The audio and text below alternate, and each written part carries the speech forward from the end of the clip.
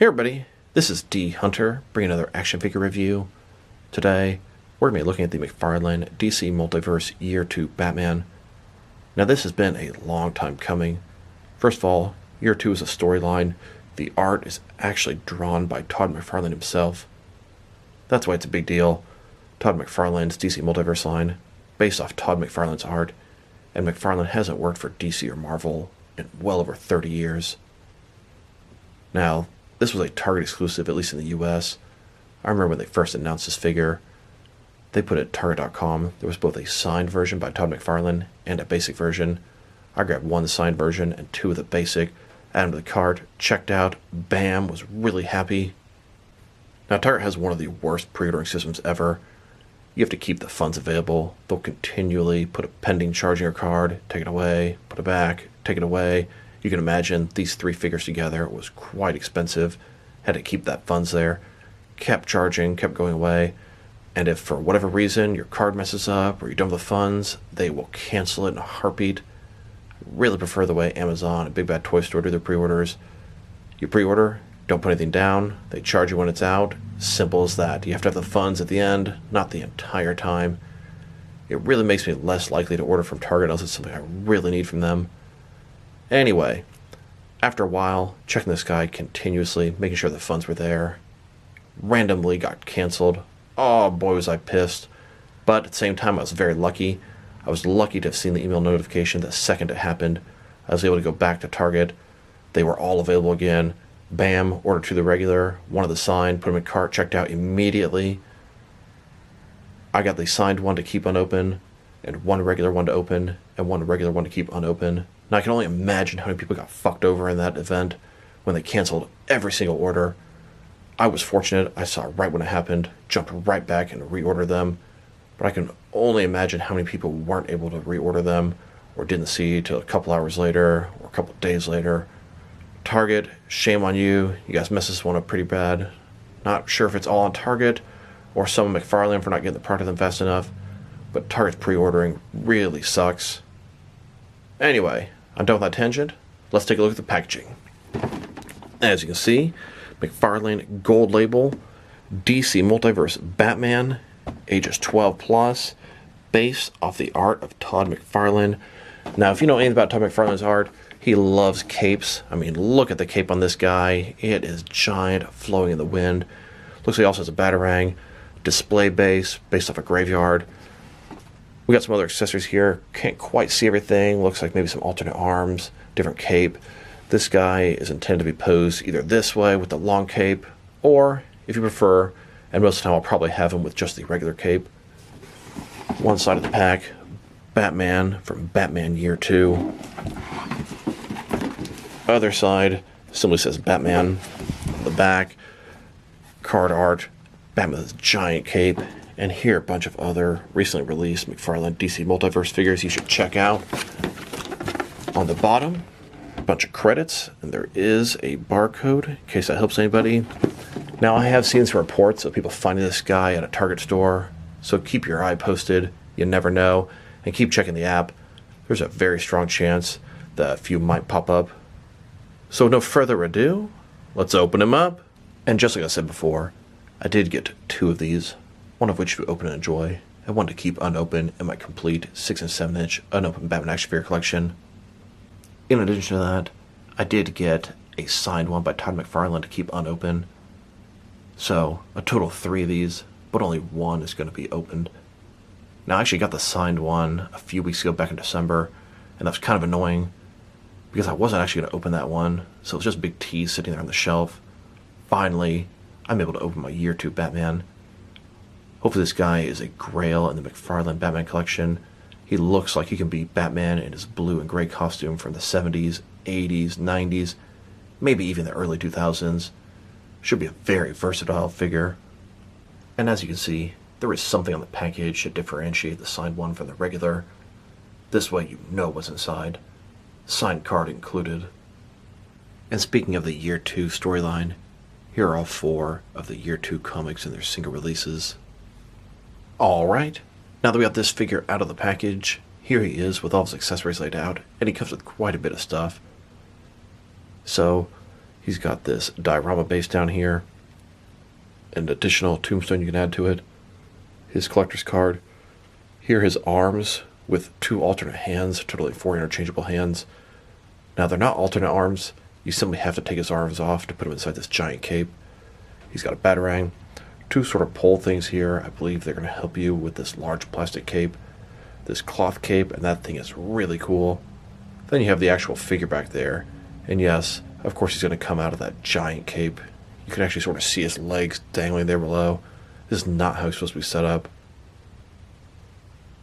And then, here's the figure broken down as far as he can go, with all of his removable parts detached. I didn't really know what to expect with this guy. This wasn't exactly how I thought he'd come in a bunch of different pieces. Looks like it's going to work out great. Really liking what I'm seeing so far. In order to continue on with this video, I took Batman out of the giant cape, put him with his cloth cape, put his arms on, and here you go. This is a traditional, classic blue and gray Batman. He's got the yellow oval, the capsule utility belt. This is my Batman from my childhood to my teenage years. This Batman is very versatile. Year 2 was in the 80s, but this guy worked for your 70s, 80s, or 90s Batman, all the way up to Nightfall. So let's take a look. Let's start with his head here. He's got the long ears. The kind of dark around the eyes looks a little weird. White lenses on the eyes. You can see his mouth. Stern expression, almost a frown. The cloth cape is fantastic. It's got some weight to it. Very nice material. You can just see how far out that thing can stretch. Looks great. I believe this body is going to be the same from the 3 Jokers Batman, at least most of which. I don't have that Batman yet, so I can't compare them, as disappointing as that is. Love the fins, just straight out of the comics. Double jointed elbow, double jointed knees. I have seen a lot of people complain about the boot cut. It should be sort of at a point at the top. Not the end of the world. Honestly, if nobody pointed that out, it might take me a while to even notice. Batman is looking fantastic. Gonna be the best comic Batman McFarlane has made so far. Of course, he's a little bit more classic, so if you're looking for something more modern, you're going to want to go with the 3 Jokers version of this guy. He can completely cover himself up and drape his cape over the front.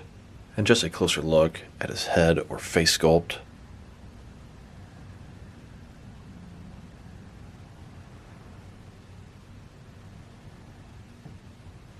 Now let's go ahead and check out his accessories. And let's start off with his collector's card. Here's his collector's card. As you can see, it's an image of the figure with a giant cape. Batman from Batman Year 2. Now this is the non-signed version. On the back side, there's a little bit of a description. If you want to read that, go ahead and pause now. Now let's look at his display stand. It comes in 2 separate pieces. We have the base there, and then 1 removable tombstone. Once put together, it's going to look like this. It's pretty much the ground in a cemetery with a bunch of tombstones. In addition to that, it has a bunch of Easter eggs and cool features.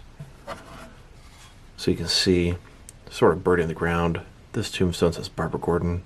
This one says Tim Drake. This says Thomas Wayne, Martha Wayne, Jason Todd, and on the back, Selena Kyle. All of his allies dead with this nice, depressing display base. Here's Batman on the display base. You've got plenty of pegs for the peg holes at his feet. There's even a spot on this display base for his support beam to go inside of. Now let's look at his giant cape. It's a great display piece, but for the most part, my figure will be using the cloth cape. I want to be able to actually handle and play with this guy.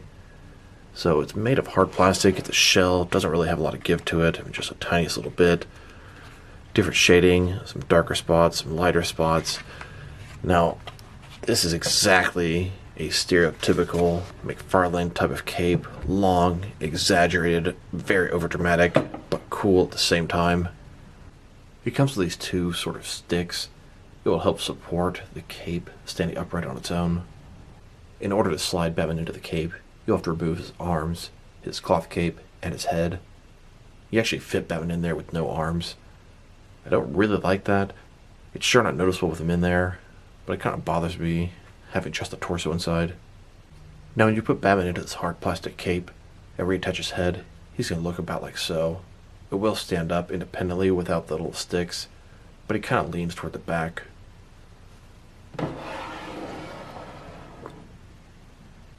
That's where these sticks or support pieces will come into place. They're going to help support him and have him not leaning backward. So this little peg here is going to attach into the peg hole in the cape, about like so. Then this here will insert into this, and it'll stand like this, supporting the cape here, and then this on the ground.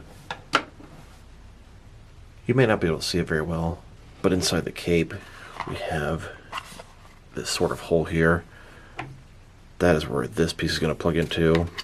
Essentially, it'll plug into that hole, and this part here is going to go inside the cape. This will support the bottom. Once you get it attached, and it's going to take a little bit wiggling around, it's going to look about like this. It doesn't look like much, but it's enough to make a difference with how the cape stands.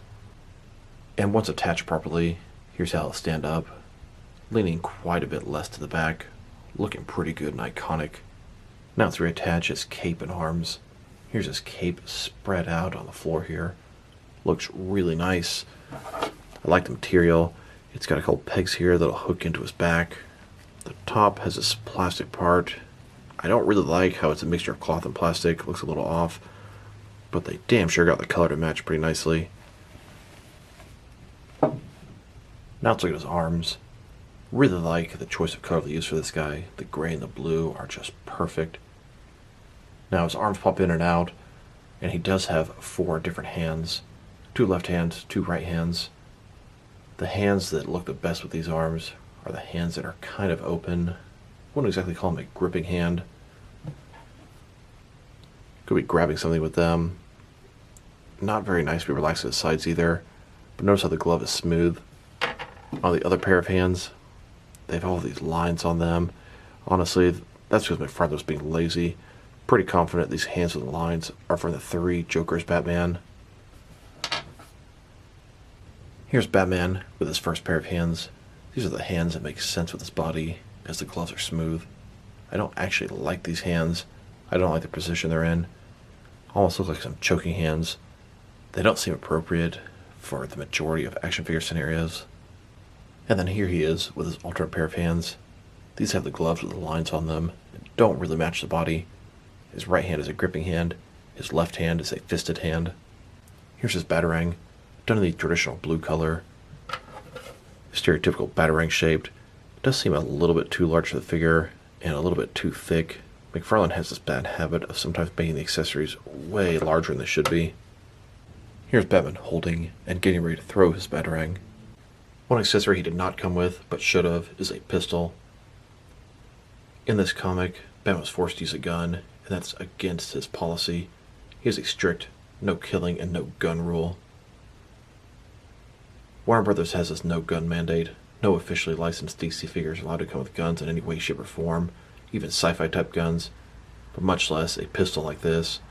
I took a McFarlane 4.9 pistol and decided to see if it would work with this McFarlane Batman. And it does work pretty good into his hand. He's got this gripping hand.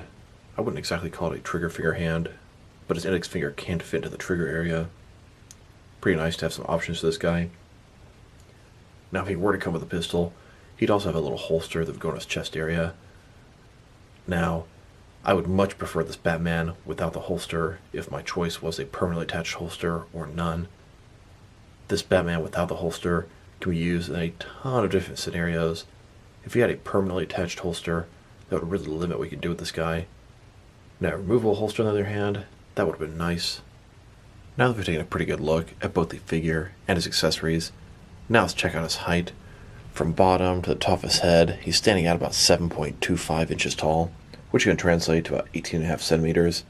And if you go to the top of the ears, about 7.75 inches tall.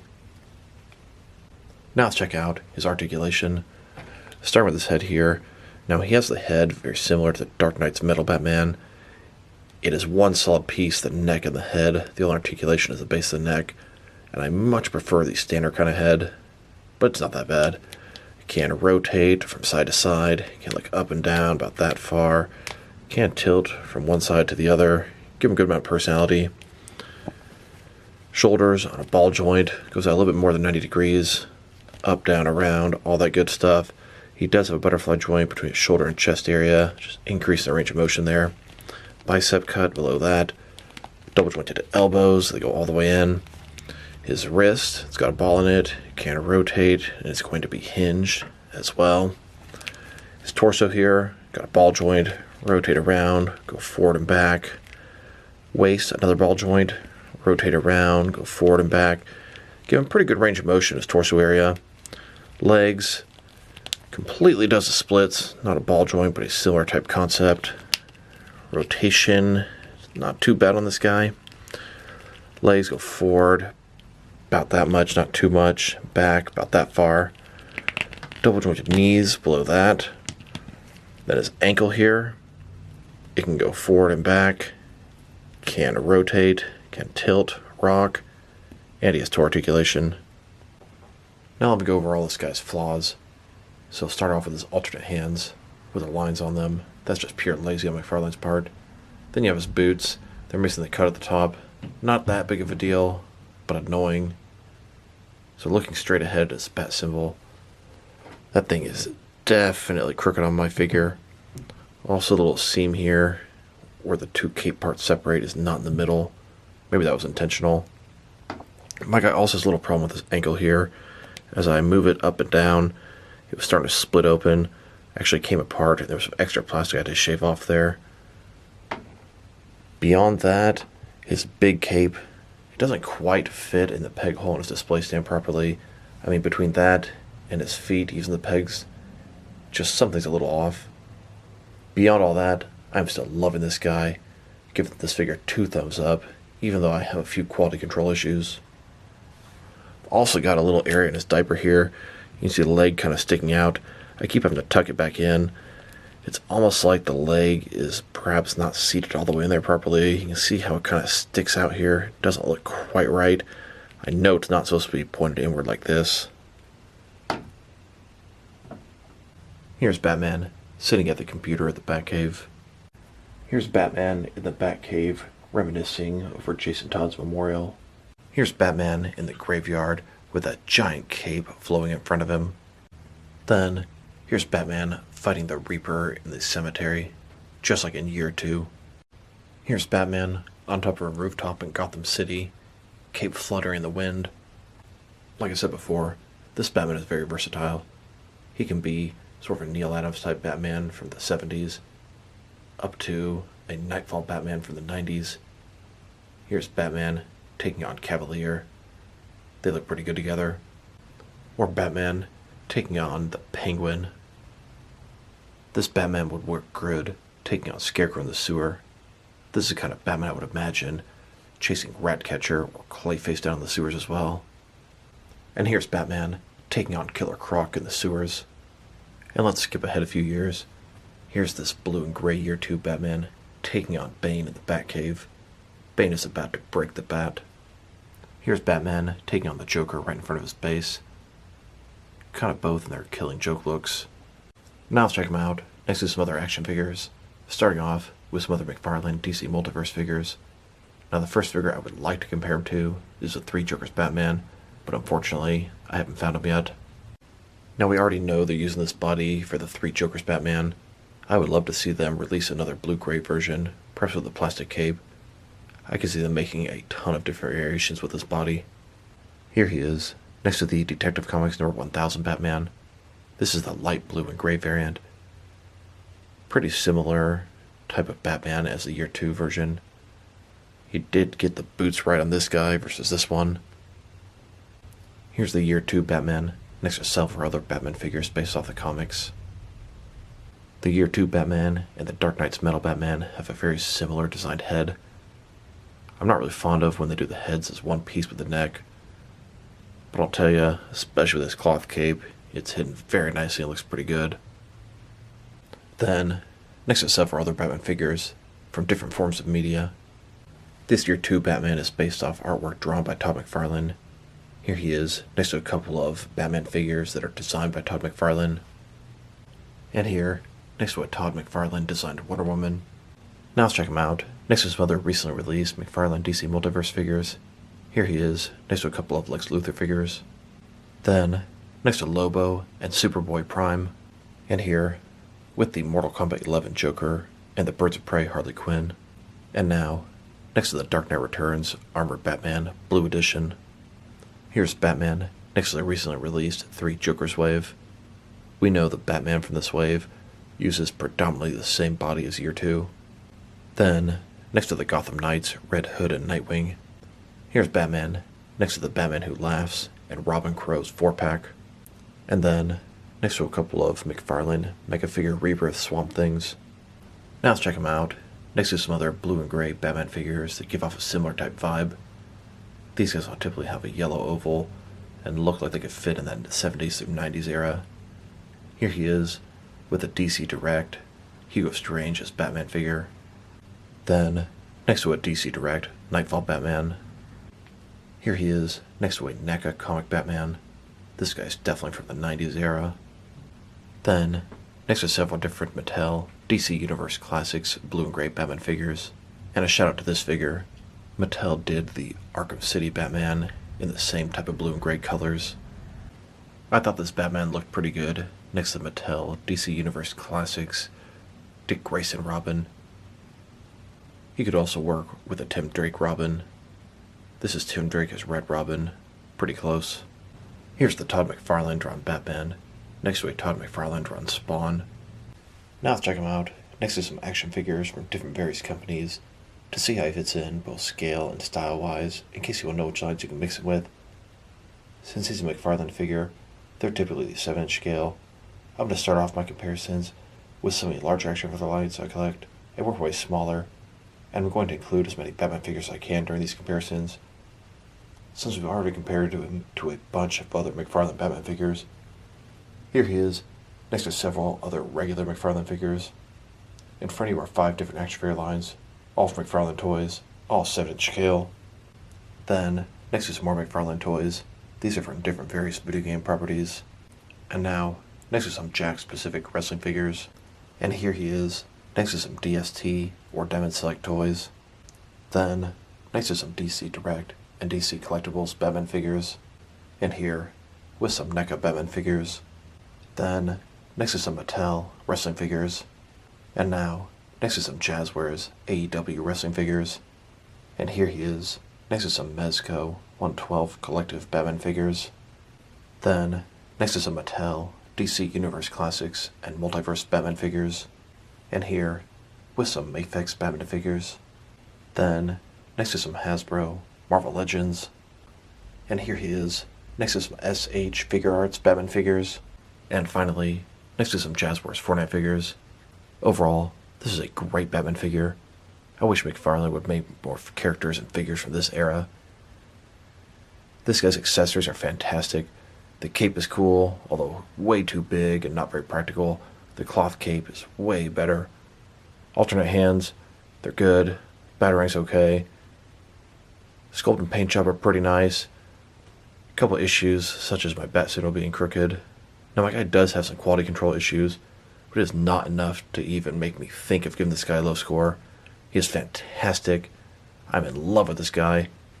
Like I said, I would love to see more characters from this era. Imagine a Two-Face, a Joker, Catwoman, Robin. Come on, McFarlane. So if I were to rate this guy, I'm going to give him an 8.5 out of 10. Very strong rating for a very strong release. So this is D Hunter. Thank you guys for watching this video. If you liked the video, press like below. If you have anything you want to say about the video, add to the comment section. If you want to see additional action figure reviews from me, press subscribe. I do appreciate when you do that. Once again, this is D Hunter. Thank you guys for watching this video, and I will talk to you guys real soon.